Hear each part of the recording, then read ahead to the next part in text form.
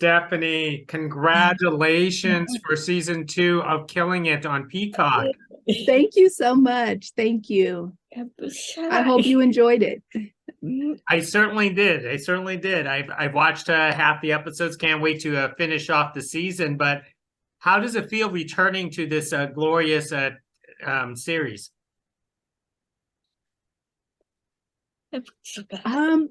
It was weird and unexpected what happened with Camille and the story with Craig. Very different than season 1. So that was odd, I would say, and interesting all at the same time. So it was great. It was great. Well, tell us about Camille for season 2, because she is certainly different from season 1. Oh, yes, absolutely. Which is great, I think, for Craig. Definitely the opposite of season 1, which is ironic in terms of what season 1 and Camille's relationship with Craig. It wasn't that great, and a lot of decisions going on there. And I remember her offering Craig, hey, you can sleep on the couch. And then fast forward season 2, it's like, what's going on here? So, right? Yeah. So were you surprised to return after for season 2 after they made Camille move to the opposite side of the country? Oh yes, very surprised. I didn't see that happening at all, quite honestly. Especially especially carrying a baby for someone. That was definitely a shocker.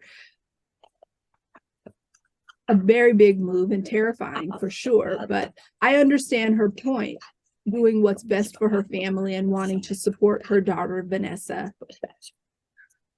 And she wanted to be good in terms of her financial situation, but wow. Stephanie, what do you love about playing Camille the most in this series? I love that she is very independent. She has her own mind, isn't afraid to speak it. I feel like she's a very brave individual, so I love that.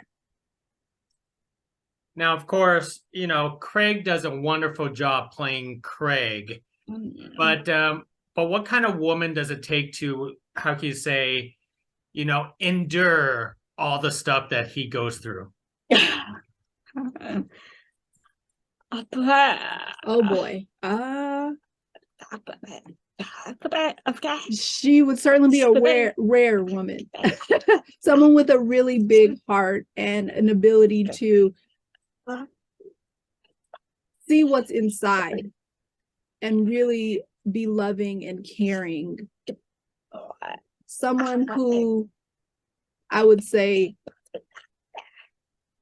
is able to see ahead of him and see his imperfections, but be able to love that. So, yeah. So what was it like for you to act alongside with Craig Robertson on set? How is he very funny? Is he very sociable? Oh yeah, I mean, his personality is very laid back, I would say. He'll say things out of the blue, which are hilarious, of course, but it was so easy to work with him. We just were able to chill, and it's really similar to my personality as well, pretty laid back. We would have chill conversations or laugh or just relax. So it was really nice, very easy to work with him. I'm very fortunate to have been able to work with him, and it was not stressful at all, very natural. Now, Craig communicates with you through American Sign Language, on the show. How is the real Craig at ASL? We were fortunate to have an amazing ASL consultant, Jeremy Lee Stone, and he helped Craig a lot in learning his ASL. They practiced together.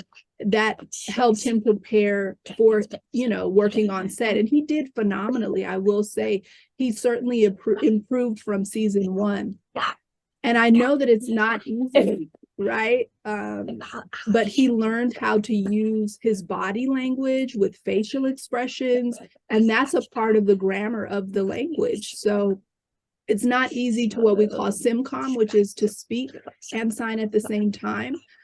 So he utilized ASL, and to see him working with Jeremy was really a pleasure. And I think that it helped quite a bit and that he enjoyed it. So I was so happy to see him using sign language.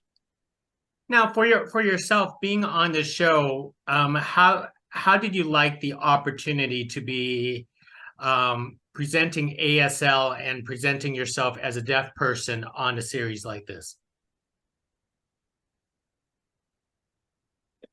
Oh, it was wonderful because we don't really see this very often.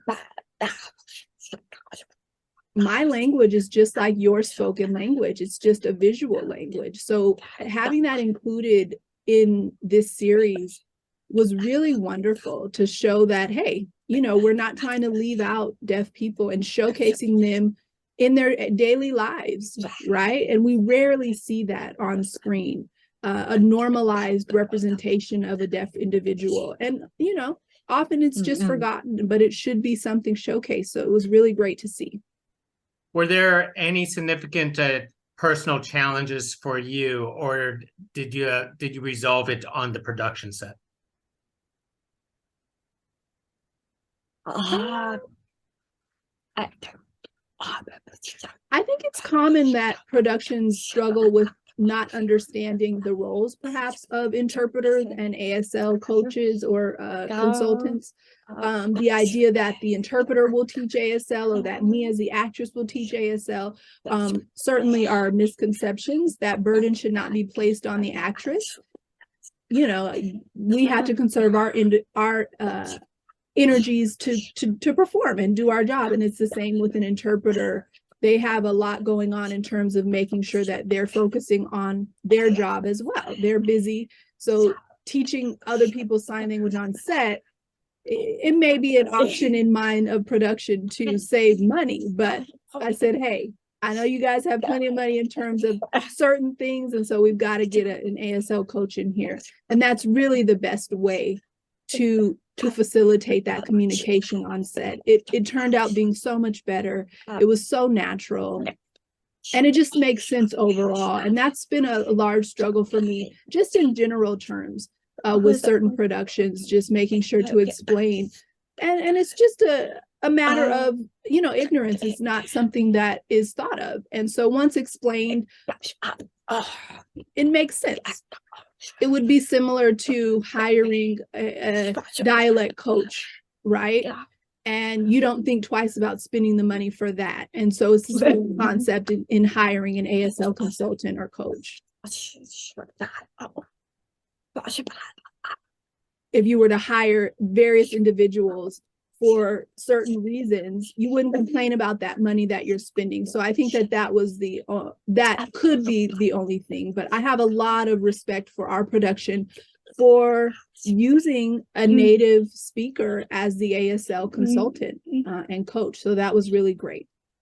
Terrific. And do you find opportunities are improving for disabled people in the industry today? Yeah, slowly but surely, I would say so. We are working tirelessly to create awareness and more inclusion of individuals with disabilities on screen. And seeing that more is really, really wonderful. I'm very happy to see that. And it's a big deal for people to feel empowered seeing themselves on screen. And it makes a huge difference in terms of mental health. And a lot of people don't realize that, wow, you know, it really does have a positive impact. So I'm very excited to see the slow but sure changes that we're seeing on screen. Most excellent. Now on the series, which I did watch episodes of season 2, can you talk about the surrogacy episode, which is a special episode that you have a very prime role in? Yeah, sure. Um, it's funny because I think in the beginning of that, I was actually pregnant. So it was interesting portraying a character and I was already carrying a baby.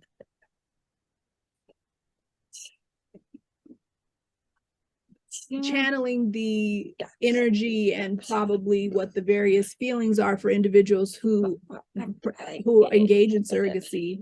For Camille, I think it was a huge risk making that decision. I mean, she already has a daughter, she was moving, and she had financial concerns. So her story became way more complex during that episode, which was really great to see. So what was it really like being actually pregnant during the series and playing a character that was carrying a baby? At that time, I was about 8 months pregnant, and my family was all terrified. I will say that. But everyone on set did a phenomenal job taking care of me, making sure that I was safe and comfortable. It was wonderful. I actually really enjoyed it. Yeah. And it's interesting. I had a huge belly in one of the dresses. I'm sure on screen it made it look even larger. The camera adds some dimension to it, but yeah, it was fun.